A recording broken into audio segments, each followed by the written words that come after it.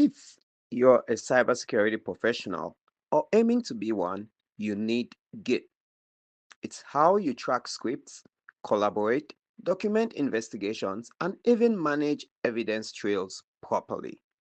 Today, I'll teach you exactly how Git and GitHub fit into real cybersecurity workflows in one simple, fast lesson. Let's go. If you're following our cybersecurity roadmap, this is phase 2, module 6. Make sure you've watched the Python module before this one because we'll use that knowledge right here. Now, Git is not just for software developers. Security teams use Git to version Python and PowerShell scripts, store pen testing notes and recon files, build automation pipelines, document SOC investigations, collaborate without overwriting files, and keep an immutable audit trail. In cybersecurity, version control is also risk control. Go to git-scm.com, that's source control management. Click on download, check out the next button twice or so, and finish. With that, Git is now available in your terminal.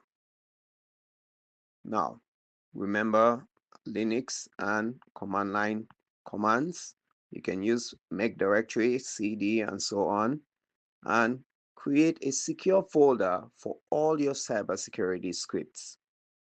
Git creates a hidden .git folder when you use git init to initialize that folder. That way, it tracks everything you do. Write a quick, simple script. Maybe use one for module 5, module 4, or previous modules. Then write git add and the name of your file, followed by git commit -m and a comment of your choice. This commit is your snapshot, your evidence. You can now always roll back to this point in time. Now go ahead and modify the script. When you type git status, then git diff, then git commit -am and another comment, Git shows you exactly what changed. This is critical during incident investigations, threat hunting, or forensic analysis. No more would change the script or what exactly was modified. Now, GitHub is simply a remote backup plus collaboration system. That means if your system is compromised, your scripts are still safe online. You can set it up to be public or private. So go to GitHub, click on the new repo, and provide it with a particular name of your choice. Now, on your command line or terminal or shell, you can use git remote add origin and the URL to your GitHub repository. You can create a branch and push your file or folder from your local environment to the remote environment. Your security automation now has versioning, backups, and a professional footprint. Recruiters love seeing Git activity for cybersecurity roles. Security teams often test different versions of scripts. Branching lets you experiment without breaking the main version.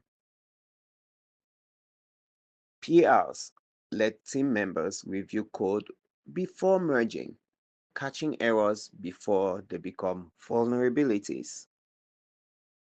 GitLab is used in many corporate security teams for CI/CD pipelines, that's continuous integration and continuous deployment. They're also used for compliance and private repositories.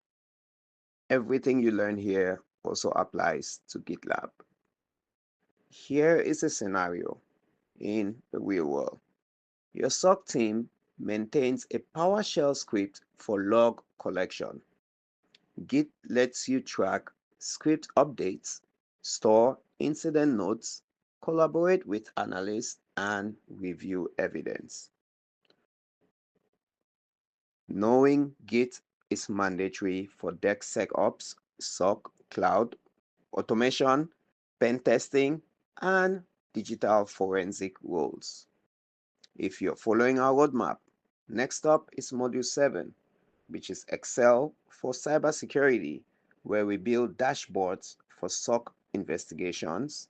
So make sure you smash that like button, subscribe to our channel, and watch the entire playlist. We have 30 or more accredited courses free on our channel for you to peruse.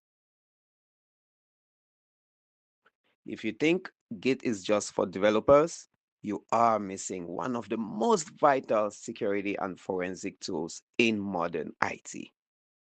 So, if you jumped ahead, pause and complete Module 5 Python first. You need those scripts to manage. Now, why do cybersecurity professionals need Git? You may ask. It boils down to three core concepts: integrity, collaboration, and reversibility. Now, with integrity, every change in Git is tracked with a cryptographical secure hash, SHA. This makes it the perfect tamper-proof audit log. You can verify that the code running your automated firewall checks hasn't been maliciously altered. Now, for collaboration, security is a team sport. Git and platforms like GitHub allow red teams and blue teams to share tools and threat intelligence safely and efficiently. Now, finally, reversibility gives you the ability to instantly roll back to a known good state, which is priceless in incident response. A zero-day exploit lands, your firewall script breaks, one command, and you are back online. So, in this core workflow, we'll focus on the essential command line interface CLI commands. Remember, we use the command line interface because it's non-GUI. It is not the graphical user interface, and it's also faster. Always remember to leverage your CLI skills from Module 2 of Linux. Check it out if you haven't done so yet. So first command is git init, and we can as well say git status. We always want to start by tracking and checking the state. Next, we have git add, which will stage your files, making them ready for a snapshot. Now you get to git commit, which takes the snapshot, which is actually your official forensic entry point. You must include a descriptive message or a comment. So once again, git init, git status, git add, and git commit.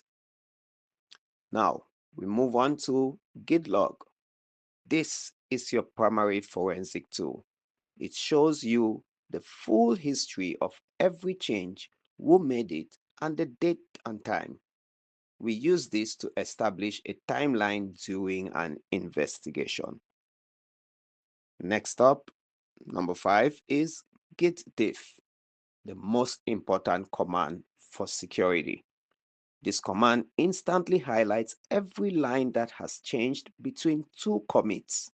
If an attacker modifies one function in your Python script, git diff flags it immediately. Now, local Git is powerful, but remote Git using GitHub or GitLab is where the collaboration happens. The commands that are important for this include: number 1, Git clone. This is how you get a project. This is used to grab tools, forensic libraries, or threat intelligence feeds that others have published securely. Then you have Git push. This is how you contribute your secured and reviewed code, like that Python port scanner that you built in Module 5. Then you have Git pull. This is how you synchronize your local version with the team's remote version. Now, very important is branching, because you never work directly on a main branch.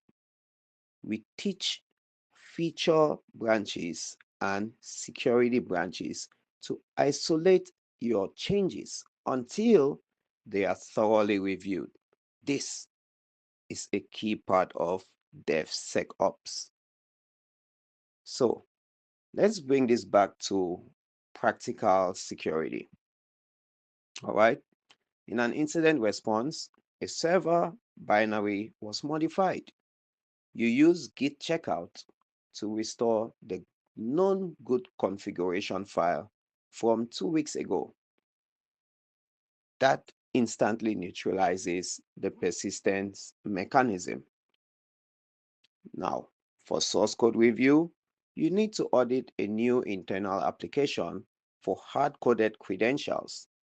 In this case, you use git grep to scan the entire repository history for passwords to ensure no sensitive data was accidentally committed and then deleted later.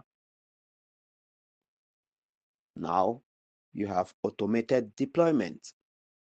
DevOps tools like Jenkins or GitHub Actions use Git to deploy security scripts. If the deployment fails, you have an immediate rollback path. Easy. So, to conclude, Git isn't a suggestion, it's a foundation.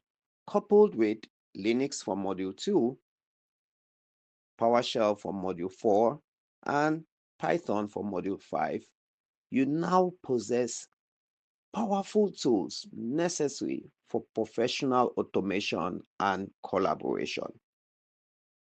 Next up will be Module 7, Excel, and later on Sheets for cybersecurity reporting.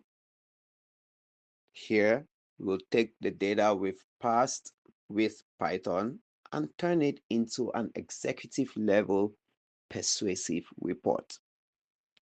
Check out the description below for the link to download Git and check out our cheat sheets.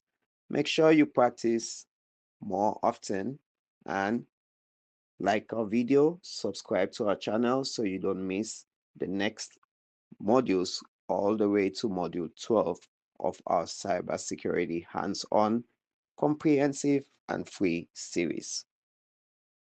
If you're serious about certification, check out the rest of our courses.